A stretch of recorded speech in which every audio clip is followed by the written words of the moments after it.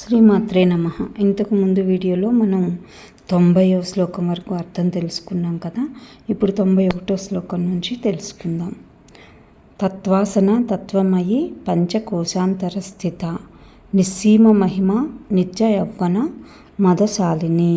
అంటే 36 తత్వాలను యోగపీఠంగా కలిగినటువంటి అమ్మవారు మోక్షాన్ని ఇస్తుంది, బుద్ధిని ప్రేరేపిస్తుంది. నువ్వు అనే శబ్దానికి చెప్పదగినటువంటి శక్తే లలితాదేవి. అందరికీ తల్లిగా ఉంటుంది. పంచకోశాల మధ్య ఉండేటువంటి శ్రీ విద్యా స్వరూపిణిగా ఉంటుంది. ఇక్కడ పంచకోశాలు అంటే మనకి శరీరంలో అన్నమయ కోశము, ప్రాణమయ కోశము, మనోమయ కోశము, విజ్ఞానమయ కోశము, ఆనందమయ కోశము అని 5 రకాలు ఉంటాయి. వీటినే పంచకోశము అని అంటాం. మనసుతో ఊహించలేనటువంటి హద్దులు లేని మహిమ కలిగినటువంటిది లలితాదేవి. ఈవిడ ఎప్పుడూ యవ్వనంగానే ఉంటారు. బ్రహ్మానందంలో మునిగి తేలుతూ ఉంటారు లలితాదేవి. ఇదే ఈ శ్లోకానికి అర్థం. ఇక 92వ శ్లోకం చూస్తే మదఘార్ణిత రక్తాక్షి మదపాటల గండభూహు చందనద్రవ దిగ్ధాంగి చాంపేయ కుసుమ ప్రియా. మదంతో తిరుగుతూ ఉండే ఎర్రటి కన్నుల్ని కలిగి ఉంటుంది. మద్యపానం తీసుకోవడం వల్ల ఎరుపు తెలుపు రంగులతో కూడినటువంటి చెక్కిళ్లను కలిగి ఉంది. ఎప్పుడూ ఆవిడ శరీరం చందనంతో అలంకరించబడి ఉంటుంది. సంపంగి పుష్పాలు అంటే ఎంతో ఇష్టంగా ఉంటుంది అని ఈ శ్లోకానికి అర్థం. ఇప్పుడు 93వ శ్లోకాన్ని నేర్చుకుందాం. కుశల కోమలాకార కురుకుళ్ళ కులేశ్వరి కులకుండాలయ కౌళామార్గ తత్పర సేవిత. అంటే చంద్రుని కంటే అధికంగా కాంతి కలిగినటువంటి లలితాదేవి చంద్రుణ్ణి తన తల మీద ధరించేటువంటిది. నీటిని స్వీకరించుతూ ఉంటుంది, మనకి ఇస్తూ ఉంటుంది. కోమలమైనటువంటి ఆకారాన్ని కలిగి ఉంటుంది. కురుకుళ్ళ దేవతా స్వరూపురాలు. ఇక్కడ కురుకుళ్ళ అనే ఆవిడ ఎవరు అనంటే మణిద్వీపంలో శ్రీపురంలో అహంకారమయ ప్రాకారానికి చిత్త ప్రాకారానికి మధ్యలో విమర్శమయము అనేటువంటి దిగుడు బావి ఉంటుందట. దాని మీద అధికారం కలిగినటువంటి దేవతే కురుకుళ్ళ. ఈవిడ మంచి కులవతిగా ఉంటుంది. మూలాధార కర్ణిక మధ్యలో బిందువుగా ఉండేటువంటిది. కౌలీయ మార్గంలో ఆసక్తి కలిగిన వారి చేత సేవించబడేటువంటిది లలితాదేవి అని ఈ శ్లోకానికి అర్థం. ఇక 94వ శ్లోకం కుమార గణనాథాంబ తుష్టి పుష్టిర్మతి ధృతి శాంతి స్వప్తిమతి కాంతిర్నందిని విఘ్ననాశిని.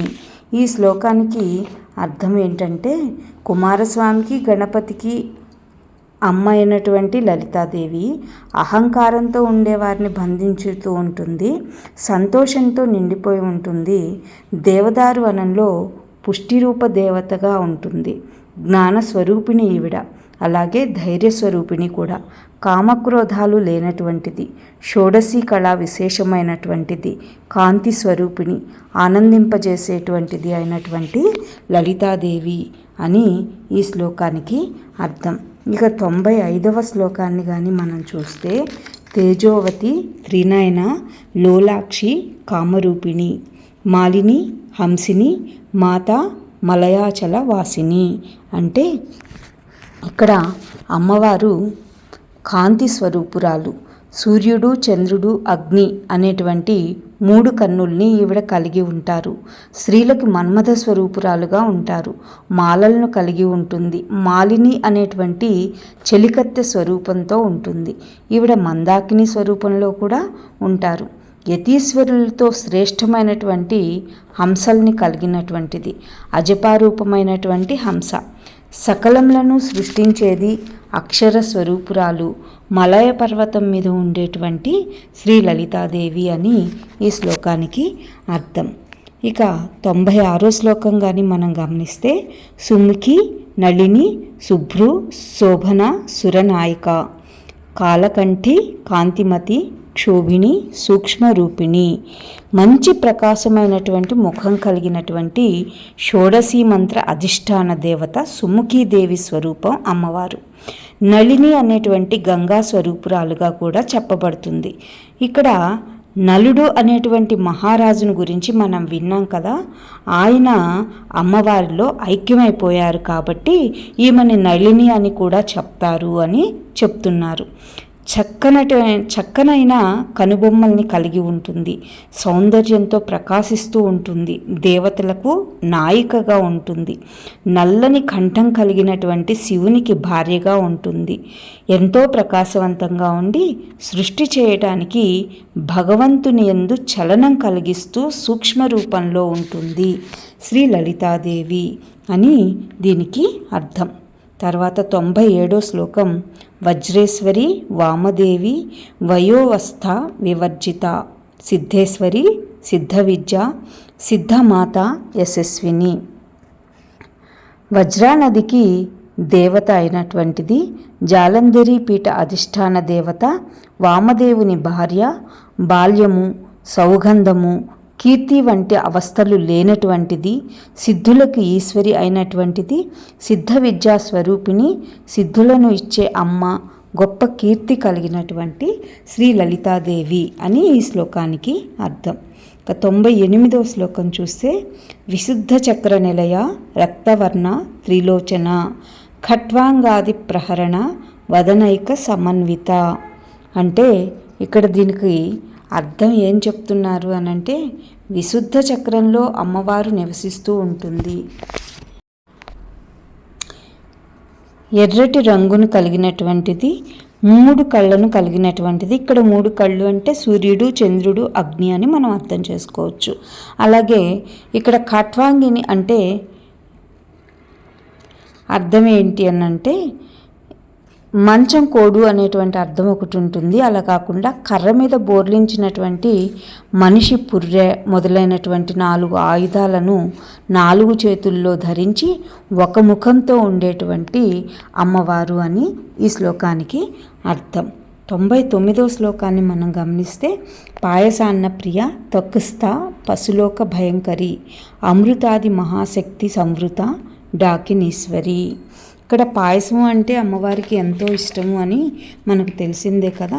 దీన్నే ఇక్కడ పాయసాన్న ప్రియ అని చెప్తున్నారు. ఈవిడ ఎప్పుడూ పాయసాన్ని ఎంతో ఇష్టపడుతూ ఉంటారు. చర్మధాతువుల్లో నిండి ఉంటారు అమ్మవారు. అజ్ఞానంతో నిండినటువంటి పశువులాగా ప్రవర్తించే మనుషులు ఎవరుంటారో వారికి ఈవిడ భయంకర స్వరూపంగా కనిపిస్తారు. అమృత మొదలైనటువంటి 16 శక్తులతో కూడి ఉంటారు ఈవిడ. అనాహత చక్రం పైన 16 అక్షరాలు కలిగినటువంటి విశుద్ధ చక్రం మధ్యకర్ణికలో డాకినీదేవి అని ఉంటుంది. విశుద్ధ పద్మదళాల్లో అమృత నుంచి మొదలుపెట్టి అక్షర అనే దేవత వరకు 16 దేవతలు ఉంటారు. వీరే స్వరరూపంగా ఉంటారు. విశుద్ధానికి పైన చంద్రబింబం ఉంటుంది. డాకిని అనే పేరు కలిగినటువంటి ఈశ్వరి అని ఈ శ్లోకానికి అర్థం. ఇప్పుడు 100వ శ్లోకం చూస్తే, అనాహత అబ్జ నిలయ శ్యామాభ వదనద్వయ దంశ్రోజ్వలాక్షమాలాది ధర రుధిర సంస్థిత.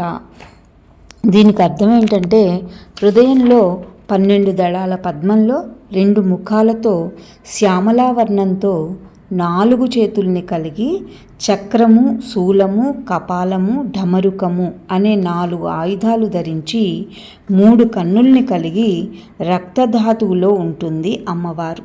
నేతి అన్నం అంటే ఈవిడికి చాలా ఇష్టం. కాళరాత్రి లాంటి 12 మంది యోగినుల చేత ఈవిడ చుట్టబడి ఉంటారట. శ్యామలావర్ణంలో ఉంటుంది. 2 ముఖాలని కలిగి ఉంటుంది. వరాహ సమాన దంతముల చేత శోభిస్తూ ఉంటుంది. అంటే ఇక్కడ పందికి కూరలు ఉంటాయి కదా, ఈ కూరలు పెద్ద కూరలుగా ఉంటాయి.